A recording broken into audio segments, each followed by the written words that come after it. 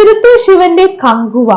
Actually first day first shock പോവാനായിരുന്നു plan. പക്ഷെ പ്ലാനൊക്കെ തെറ്റിപ്പോയി. ഫസ്റ്റ് ഡേ ഏറ്റവും അവസാനത്തെ ഷോക്കാണ് ചെന്ന് കയറിയത് 9:30. അതുപോലും കംപ്ലീറ്റ് ചെയ്യാൻ പറ്റുന്നുള്ള കാര്യത്തിൽ യാതൊരു ഹോപ്പും ഇല്ലായിരുന്നു. കാരണം രാവിലെയൊക്കെ നല്ല രീതിക്ക് തിരക്കായിരുന്നു, അലച്ചിലായിരുന്നു. അതുകൊണ്ട് നല്ല ടയേർഡായിരുന്നു. സോ സിനിമ കാണാൻ കയറി കഴിഞ്ഞാലും ഉറങ്ങി പോകാനുള്ള എല്ലാ ചാൻസും ഉണ്ടായിരുന്നു. അങ്ങനെ സിനിമ കാണാൻ വേണ്ടി കയറിയ സമയത്ത് ഫ്രണ്ട് ഉണ്ടായിരുന്നു കൂടെ. ഞങ്ങൾ നോക്കുന്ന സമയത്ത് ഞങ്ങൾക്ക് പുറമെ ആകെ 12 പേര് തിയേറ്ററിനകത്തുള്ളൂ. അപ്പം തന്നെ ഏകദേശം ധാരണ കിട്ടി, സൂര്യയുടെ ഒരു സിനിമ റിലീസായിട്ട് ഫസ്റ്റ് ഡേ തന്നെ ഇത്രയും കുറച്ച് ആൾക്കാരാണെങ്കിൽ നമുക്ക് ഊഹിക്കാൻ പറ്റുമല്ലോ എന്തായിരിക്കും സിനിമയുടെ അവസ്ഥ, എത്രത്തോളം പരിതാപകരമായിരിക്കും. അങ്ങനെയാണെങ്കിൽ സിനിമ കണ്ടു ഉറങ്ങിയാലും കുഴപ്പമില്ലാന്ന് തോന്നി. അങ്ങനെ സിനിമ തുടങ്ങി ആദ്യത്തെ അരമണിക്കൂർ കഴിഞ്ഞപ്പോഴേക്കും സിനിമയുടെ ട്രാക്ക് എന്താന്ന് മനസ്സിലായി, നിലവാരം എന്താ മനസ്സിലായി. ഉറങ്ങിയാലും തെറ്റില്ല എന്ന് എനിക്ക് തോന്നി. അങ്ങനെ കണ്ണിങ്ങനെ അടഞ്ഞറിഞ്ഞ് വരുമ്പോഴാണ് അലറലും കാറലും കൂവലും, പിന്നെ അലറൽ പരിപാടിയാണ്. ഉറങ്ങാൻ പറ്റുന്നില്ല. തിയേറ്റർ മൊത്തം വെട്ടിപ്പോളിന്റെ ശബ്ദമാണ്. പിന്നെ സിനിമ കണ്ടവർക്ക് അറിയാമായിരിക്കല്ലോ, വൻ അലറൽ പരിപാടിയാണ്. ഒച്ച കൊണ്ട് സഹിക്കാൻ വയ്യാത്തൊരു സിനിമ. ഉറങ്ങാൻ പറ്റുന്നില്ല. പക്ഷെ സിനിമയുടെ വെറുപ്പിക്കൽ കാരണം കണ്ടിരിക്കാനും വയ്യ. പിന്നെ വേറെ നിവൃത്തിയില്ലാണ്ട് കണ്ണും തുറന്ന് അങ്ങനെ നോക്കിയിരുന്നു. സിനിമ 2 കാലഘട്ടങ്ങളായിട്ടാണ് കഥ പറഞ്ഞിട്ടുള്ളത്. സിനിമയുടെ ആദ്യത്തെ കാലഘട്ടം പ്രസന്റ് ആണ്, പിന്നെ പാസ്റ്റിലേക്ക് പോവാണ്. വർത്തമാനകാലം, ഭൂതകാലം. അപ്പൊ ഈ വർത്തമാനകാലമാണ് ആദ്യത്തെ അരമണിക്കൂർ. വൻ വെറുപ്പിക്കൽ പരിപാടിയാണ്.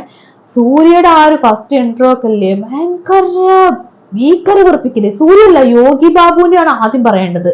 യോഗി ബാബുവിനെ പേടിയായിട്ട് കാണുമ്പോൾ തന്നെ നെഗറ്റീവ് അടിക്കും. കാരണം എല്ലാ സിനിമകളിലും ഒരേ അഭിനയമാണ് യോഗി കാണിക്കുക.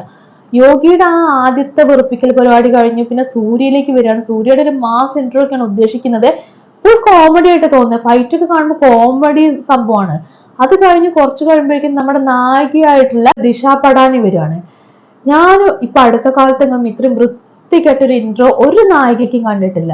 എന്തൊരു ഓവർ എന്നറിയോ, ഇത്രയ്ക്കും കൂടെ ഓവറാക്കിയിട്ട് അഭിനയം കൊണ്ടാണെങ്കിലും ആ ഇൻട്രോസിനൊക്കെ കാണുന്നവര് അയ്യെന്നൊക്കെ തോന്നില്ല, അങ്ങനത്തെ ഒരു ഇൻട്രോസിന്.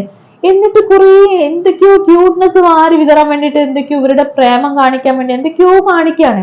അതിന്റെ ഇടയിൽ പിന്നെ ഒരു ഫ്ലാഷ് ബാക്ക് പ്രേമ പാട്ട് കാണിക്കുന്നുണ്ട്. വൃത്തികെട്ടൊരു പാട്ട്, തീരുന്നില്ല. സിനിമ പോലെ തന്നെയാണ്, പാട്ടും അവസാനിക്കുന്നില്ല. അങ്ങനെ പാട്ടൊക്കെ എങ്ങനെയൊക്കെയോ തീർത്ത് നമ്മുടെ സിനിമയിലെ പ്രധാന കഥയിലേക്ക് വരുവാണ്. കഥയിലേക്ക് വരുന്ന സമയത്ത് പോലും ഭയങ്കര ലോജിക്കലി നോക്കുകയാണെങ്കിൽ ഭയങ്കര പ്രശ്നമാണ്. ഇതിനകത്തൊരു കുട്ടീനെ കാണിക്കുന്നുണ്ട്. ഈ കുട്ടി വർത്തമാന കാലത്തിലാണെങ്കിലും ഭൂതകാലത്തിലാണെങ്കിലും കുട്ടിക്ക് നല്ല പ്രാധാന്യമുണ്ട്. ആ കുട്ടീനെ കുറച്ചുപേര് തട്ടിക്കൊണ്ടുപോകാൻ വേണ്ടി വരുന്ന സമയത്ത് ഇവര് കുറെ മെഷീൻ ഗൺസ് ഒക്കെ ഉപയോഗിച്ചിട്ടാണ് വരുന്നത്. എന്നിട്ട് ഈ ആദ്യത്തെ ഒരു 4-5 മിനിറ്റ് ഈ കുട്ടീനെ കിട്ടാൻ വേണ്ടിയിട്ട് ഇവര് മെഷീൻ ഗൺസ് ഉപയോഗിച്ചിട്ട് നിർത്താണ്ട് ഷൂട്ട് ചെയ്യാണ്, ഫയർ ചെയ്തുകൊണ്ടിരിക്കുകയാണ്. തീപിടുത്തം, സ്ഫോടനം, ബോംബേർ പോലെ, മിസൈൽ ആക്രമണം പോലെയൊക്കെയാണ് ഇവന്മാര് ഷൂട്ട് ചെയ്തുകൊണ്ടിരിക്കുന്നത്. 4-5 മിനിറ്റ് കഴിഞ്ഞിട്ട് ഇവന്മാര് വന്ന് വളരെ കൂളായിട്ട് ഈ കുട്ടീനെ, നമ്മുടെ ബീസ്റ്റ് സിനിമയല്ലേ അതിനകത്ത് ഷൈൻ ടോം ചാക്കോയെ നമ്മുടെ വിജയ് തൂക്കിയെടുത്ത് കൊണ്ടുപോകുന്ന പോലെ ഈ കുട്ടീനെ തൂക്കി പിടിച്ചു കൊണ്ടുപോവാണ്. വളരെ ഈസി ആയിട്ട് പൊക്കിയെടുത്ത് അങ്ങ് കൊണ്ടുപോവാണ്. അപ്പൊ ഞാൻ വിചാരിക്കുകയാണ് ഇവന്മാർക്ക് ആദ്യം അങ്ങ് ചെയ്താൽ പോലെ. ഈ 4-5 മിനിറ്റ് ഒരു കാര്യമില്ലാണ്ട് 3 മെഷീൻ ഗൺസ് യൂസ് ചെയ്തിട്ട് ഇവന്മാർ എന്തിനാണ് ഈ ഷോ കാണിച്ചത്? ഒരു ലോജിക്കും ഇല്ലാത്ത കാര്യം. അങ്ങനെ ഇതിനകത്ത് നമ്മുടെ ധീര സിനിമയിലെ കുറച്ച് റെഫറൻസ് ഒക്കെ വന്നിട്ടുണ്ട്. ധീര സിനിമയ്ക്കകത്ത് അറിയാത്ത 2 പേര് തമ്മിൽ തൊടുമ്പോൾ സ്പാർക്ക് അടിക്കുന്നു, പിന്നീട് അതിൽ നിന്നും മറ്റേ ഭൂതകാലത്തിലേക്ക് പോകുന്നു പറയുന്ന സംഭവമില്ലേ, അതൊക്കെ ഇതിനകത്തുണ്ട്. അതുപോലെ തന്നെ കിടപ്പുണ്ട്. ആദ്യം നല്ല രസമായിട്ടാണ് ആ ഫ്ലാഷ് ബാക്ക് കാണിക്കുന്നത്. 4-5 നാട്ടുരാജ്യങ്ങൾ കാണിക്കുന്നുണ്ട്, അതിൻ്റെ ഇടയിൽ വരുന്ന പ്രശ്നങ്ങൾ കാണിക്കുന്നുണ്ട്, അവരെങ്ങനെ പ്രശ്നത്തിലേക്ക് വരുന്നു എന്നൊക്കെ നല്ല ഭംഗിയായിട്ട് കാണിച്ചിട്ട് പിന്നെ അതിൻ്റെ ഇടയ്ക്ക് ഈ പറഞ്ഞ പോലെ ആ കുട്ടി, നമ്മൾ ആദ്യം പറഞ്ഞ കുട്ടി, ആ കുട്ടീനെ അങ്ങ് കുത്തി കയറ്റി. അയ്യോ, അത് ഭയങ്കര ഡ്രമാറ്റിക് സീരിയൽ എന്തൊക്കെയോ പരിപാടിയാണ്. അങ്ങനെ കുത്തി കയറ്റുന്നു. പിന്നെ പോയിട്ട് സിനിമ ഇല്ലേ, കഥയില്ല. 2.5 മണിക്കൂറുണ്ടല്ലോ, വെട്ടോ കുത്തുക പ്രതികാരം, ഇത് മാത്രം. അവിടെ ഒരാളെ കൊല്ലുന്നു, ഇവിടെ ഒരാൾ പ്രതികാരം ചെയ്യുന്നു, വീണ്ടും കൊല്ലുന്നു, പ്രതികാരം ചെയ്യുന്നു, വീണ്ടും കൊല്ലുന്നു. ഇതിങ്ങനെ ബാലൻസ് ചെയ്ത് പോവാണ്. ഓരോ മണിക്കൂറും കഴിയുമ്പോൾ വിചാരിക്കും കഴിഞ്ഞു. ഇന്റർവെൽ ആയപ്പോ വിചാരിച്ചു ഇത് കഴിഞ്ഞു. എവിടെ കഴിയുന്നു? ഒരു കഴിയലുമില്ല. ഇതിങ്ങനെ ഈ സാധനം കാണിച്ചുകൊണ്ടിരിക്കുക. ഈ 2.5 മണിക്കൂറിനിടയിൽ ഇത് മാത്രമൊന്നുമല്ല, നമ്മുടെ വില്ലനായിട്ട് വന്നിട്ടുള്ള ബോബി ഡിയോള് ഇങ്ങനെ ഒരു കക്ഷിനെ കൊണ്ടുവന്നിട്ട്, നല്ല അഭിനയിക്കാൻ അറിയുന്ന എല്ലാവർക്കും അറിയാവുന്ന ഒരു കക്ഷിനെ കൊണ്ടുവന്നിട്ട് അയാൾക്കൊന്നും ചെയ്യാനില്ല അതിനകത്ത്. ഇത് കാര്യമായിട്ട് സൂര്യയുടെ പെർഫോമൻസ് ആണ് ഈ ഫ്ലാഷ് ബാക്കിൽ വരുന്നത്. ഈ കക്ഷിനെ കൊണ്ടുവന്നു എന്നല്ലാണ്ട് കാര്യമായിട്ടൊന്നും ചെയ്യുന്നില്ല. സിനിമയുടെ ക്ലൈമാക്സിലാണെങ്കിൽ പോലും ഈ കക്ഷിക്ക് നോക്ക് കുത്തിനെ പോലെ നിൽക്കേണ്ട അവസ്ഥ. അവിടെ സൂര്യയാണ് കാര്യമായിട്ട് തല്ലുന്നതും കുത്തുന്നതും, പുള്ളിക്ക് ഒന്നും ചെയ്യാനില്ല. അങ്ങനെ അവരുടെ പെർഫോമൻസ് വരുന്നു. പിന്നെ സിനിമയുടെ സെക്കൻഡ് ഹാഫ് ആകുമ്പോഴേക്കും ഇതൊക്കെ മാറിയിട്ട് പിന്നെ പാസം പരിപാടി. പാസം എന്ന് പറഞ്ഞിട്ടുണ്ടല്ലോ, മുതലയൊക്കെ വെച്ചിട്ട് ഒരു സാധനം കാണിച്ചിട്ടുണ്ട്. എനിക്ക് അനാകൊണ്ട സിനിമ, ജുറാസിക് പാർക്ക്, അങ്ങനത്തെ നമ്മൾ കുട്ടിക്കാലത്ത് കണ്ടിട്ടുള്ള സിനിമകളില്ലേ, എനിക്ക് അതൊക്കെയാണ് ഇതൊക്കെ കാണുന്ന സമയത്ത് ഓർമ്മ വരുന്നത്. അതിന്റെ ഇടയിൽ ആരാരോ രാരിരാരോ എന്നൊക്കെ പറഞ്ഞ് താരാട്ട് പാട്ടുമായിട്ട് കുറെ സംഭവങ്ങള്, ഇമോഷൻ പരിപാടിയൊക്കെ പിടിക്കാൻ നോക്കിയിട്ട് ഏൽക്കുന്നില്ല. കാരണം തലയും വാലും ഇല്ലാത്ത സ്ക്രിപ്റ്റ് ആണ്. സൂര്യ ആ കുട്ടി തമ്മിലുള്ള ബന്ധത്തെ കാണിക്കാൻ കുറെ ട്രൈ ചെയ്തെങ്കിലും മിസ്സിംഗ് ആണ്. ഒരുപാട് സാധനം അതിനകത്ത് മിസ്സിംഗ് ആണ്. സ്ക്രിപ്റ്റ് പൂർണ്ണമല്ല. അങ്ങനെ സിനിമ പോവാണ്. അതിന്റെ ഇടയിൽ തന്നെ ഫ്ലാഷ് ബാക്കിലെ പല സിറ്റുവേഷൻസും സീൻസും കാണുമ്പോൾ തന്നെ സൂര്യയുടെ ആ കങ്കുവ എന്ന് പറയുന്ന ക്യാരക്ടറിനോട് എനിക്ക് നല്ല ഹെയ്റ്റ് ഫീൽ ചെയ്യുന്നുണ്ട്. അതായത് ഓപ്പോസിറ്റ് നിൽക്കുന്ന ആ കുട്ടിക്ക്, ആ കഥാപാത്രത്തിന് ഒരു താല്പര്യമില്ല സൂര്യ ചെയ്യുന്ന ക്യാരക്ടറിനോട്. സൂര്യനെ മാക്സിമം ആട്ടി ഓടിക്കുക, അവഗണിക്കുക, എന്നിട്ട് നാണമില്ലാണ്ട് ഒളുപ്പില്ലാണ്ട് സെന്റിമെന്റ്സും പറഞ്ഞ് സൂര്യ ഇങ്ങനെ പിന്നാലെ നടന്ന് കിടന്ന് മോങ്ങി നിലവിളിക്കുന്ന കാണുമ്പോൾ അയ്യോ ഇതെന്തൊരു വൃത്തികെട്ട ക്യാരക്ടറാന്നൊക്കെ തോന്നിപ്പോകുന്നുണ്ട്. സ്ക്രിപ്റ്റിന് ഡിമാൻഡ് ചെയ്യുന്ന സാധനമായിരിക്കും. ആക്ച്വലി എനിക്കത് ഫീൽ ചെയ്യുന്നുണ്ടെങ്കിൽ അത് സ്ക്രിപ്റ്റിന്റെ പ്രശ്നമാണ്. അവർക്ക് പ്രേക്ഷകരെ കൺവിൻസ് ചെയ്യാൻ പറ്റുന്നില്ല എന്നുള്ളതാണ് അതിൽ ഏറ്റവും വലിയ പ്രശ്നം. അങ്ങനെ ഫ്ലാഷ് ബാക്ക് വലിച്ചു നീട്ടി 2-2.5 മണിക്കൂർ കൊണ്ടുപോയിട്ട് സിനിമയുടെ ക്ലൈമാക്സ് അടുക്കുന്ന സമയത്ത് ആ ഫ്ലാഷ് ബാക്കിനെയും വർത്തമാന കാലത്തേക്ക് ബന്ധിപ്പിക്കുന്ന കുറച്ച് സിറ്റുവേഷൻസ്, സീൻസ് ഒക്കെ കാണുന്നുണ്ട്. അത് കാണുന്ന സമയത്തുണ്ടല്ലോ, ഈ പറഞ്ഞ പോലെ ഇതൊക്കെ എന്തൊക്കെയാണ് കാണിക്കുന്നതെന്നാണ് വീണ്ടും തോന്നുന്നത്. നമുക്ക് ഒരു ലോജിക് പരിപാടി ഇവിടെ ഏൽക്കില്ല. ലോജിക് ഒന്നും ഇല്ല, എന്തൊക്കെയോ കാണിക്കുകയാണ്. ആ ഫ്ലാഷ് ബാക്ക് ഒക്കെ ഭയങ്കര കോമാളിത്തരം പരിപാടിയാണ്. സൂര്യനെ മറ്റേ എയറിൽ തൂക്കുന്ന പരിപാടി കണ്ടത്. സൂര്യനെ ശരിക്കും എയറിലാക്കിയിട്ടുണ്ട് ഈ സിനിമ.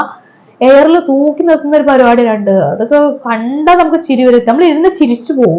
അങ്ങനെ സൂര്യനെ എയറിലൊക്കെ നിർത്തി സിനിമ ഒരു വിധത്തിൽ അവസാനിപ്പിച്ചു എന്നൊക്കെ നമ്മളങ്ങ് വിചാരിക്കുന്ന സമയത്താണ് വൺ ട്വിസ്റ്റ് വരുന്നത്. ഗസ്റ്റ് ആയിട്ട് അടുത്ത ആള് വരുന്നു. അങ്ങനെ സിനിമയുടെ വെറുപ്പിക്കൽ വീണ്ടും തുടരുകയാണ്. വെറുപ്പിച്ച് അവസാനം വലിയൊരു വെറുപ്പിക്കലോടാണ് സിനിമ അവസാനിപ്പിക്കുന്നത്. ഈ സിനിമയ്ക്ക് 2ാം ഭാഗം വരുന്നു എന്നുള്ളൊരു അറിയിപ്പാണ് ആ വലിയ വെറുപ്പിക്കൽ എന്ന് പറയുന്നത്. അതും കൂടി കണ്ട് വെറുത്ത് പണ്ടാറടങ്ങിയിട്ടാണ് നമ്മൾ എണീറ്റ് പോരുന്നത്. അങ്ങനെ സിനിമയെ കുറിച്ച് മൊത്തത്തിൽ നോക്കുവാണെങ്കിൽ ഈ സിനിമയുടെ ഡയറക്ടർ ആയിട്ടുള്ള സിരുത്തെ ശിവ നല്ല രീതിക്ക് വെറുപ്പിച്ച് കൈ തന്നിട്ടുണ്ട്. സൂര്യയെ കൊണ്ടുപോയിട്ട് എയറിലാക്കിയിട്ടുണ്ട്. പിന്നെ സൂര്യയുടെ കാര്യം പറയുകയാണെങ്കിൽ സൂര്യയുടെ ഇത്രയും മോശപ്പെട്ട പെർഫോമൻസ് ഞാൻ ഒരു മൂവിയിലും കണ്ടതായിട്ട് അടുത്ത കാലത്ത് എങ്ങും ഓർക്കുന്നില്ല. അതും വർത്തമാന കാലത്ത് ആ ക്യാരക്ടറൊക്കെ ചെയ്യുന്നത് വൻ ശോകമായി, വൻ കഷ്ടത്തിലാണ് ചെയ്യുന്നത്. പിന്നെ സിനിമയ്ക്കകത്ത് CGI പരിപാടിയെ കുറിച്ച് പ്രത്യേകം പറയണം. CGI വരുമ്പോഴൊക്കെ താഴെ അങ്ങനെ എഴുതി കാണിക്കുന്നുണ്ട് CGI ആണെന്ന്. ഏതായാലും നന്നായി. കാർട്ടൂൺ ഇതിനേക്കാളും ഭേദാന്ന് തോന്നുന്നു. അതൊക്കെ CGI ആണെന്ന് പ്രേക്ഷകർ ഓർമ്മിപ്പിക്കെങ്കിലും ചെയ്തല്ലോ, വളരെ നല്ല കാര്യം. ദേവി ശ്രീ പ്രസാദിന്റെ സംഗീതത്തെക്കുറിച്ചും പശ്ചാത്തല സംഗീതത്തെക്കുറിച്ചും പ്രത്യേകം പറയണം. സംഗീതം കുഴപ്പമില്ല. പശ്ചാത്തല സംഗീതമാണെങ്കിൽ ഞാൻ പറഞ്ഞില്ല, അലറൽ പരിപാടിയാണ്. സഹിക്കാൻ വയ്യ. ചെവി പൊട്ടിപ്പൊളിയും, തല പൊട്ടിപ്പൊളിയും, വേദനിക്കും. ക്യാമറമാൻ വെട്രി പളനിസ്വാമിയുടെ കാര്യം പറയുകയാണെങ്കിൽ കുഴപ്പമില്ല, എനിക്ക് അത്രയ്ക്ക് തോന്നുള്ളൂ. അല്ലാണ്ട് ഇത് ബ്രഹ്മാണ്ഡ വർക്കാണ്, ഗംഭീര വർക്കാണെന്നൊന്നും എനിക്ക് തോന്നുന്നില്ല. പിന്നെ ഇതിന്റെ എഡിറ്ററായിട്ട് വർക്ക് ചെയ്തിരിക്കുന്ന നിഷാദ് യൂസഫിന്റെ കാര്യം പറയുകയാണെങ്കിൽ ഈ അടുത്ത് മരണപ്പെട്ടു. ഇത്ര വലിയൊരു സിനിമ എങ്ങനെയോ ആവട്ടെ, ഇതിൽപോലൊരു സിനിമയ്ക്കകത്ത് പങ്കാളിയാവാൻ അദ്ദേഹത്തിന് കഴിഞ്ഞു എന്നുള്ളത് വളരെ വളരെ അഭിമാനത്തോടു കൂടി നമുക്ക് പറയാൻ പറ്റുന്ന കാര്യമാണ്.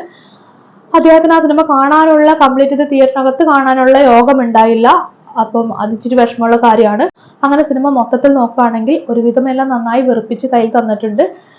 ഏതായാലും ഡയറക്ടർ ഈ സിനിമയെ കുറിച്ചും ഈ സിനിമയുടെ കഥയെക്കുറിച്ചും കുറച്ചും കൂടി നന്നായി പഠിച്ചിരുന്നുവെങ്കിൽ കുറച്ചും കൂടി നല്ല രീതിക്ക് ഈ സിനിമ ചെയ്യാനുള്ള സാധ്യതകൾ ഇതിനകത്ത് തന്നെ ഉണ്ടായിരുന്നു. ഇതിന്റെ കഥ എടുത്ത് നോക്കിയാൽ ഇതിനകത്ത് നല്ലൊരു സംഭവം കിടപ്പുണ്ട്. പക്ഷെ ഡയറക്ടർ അത് അറിയാതെ പോയി. ഞാൻ പറഞ്ഞില്ലേ, എനിക്കായിരുന്നു സ്ക്രിപ്റ്റ് കിട്ടിയിരുന്നെങ്കിൽ കുറച്ചും കൂടി ഭംഗിയായിട്ട് ഞാൻ ഈ സാധനം ചെയ്യാൻ ട്രൈ ചെയ്യായിരുന്നു. ആ സ്ക്രിപ്റ്റ് ചെയ്യാൻ ട്രൈ ചെയ്യായിരുന്നു.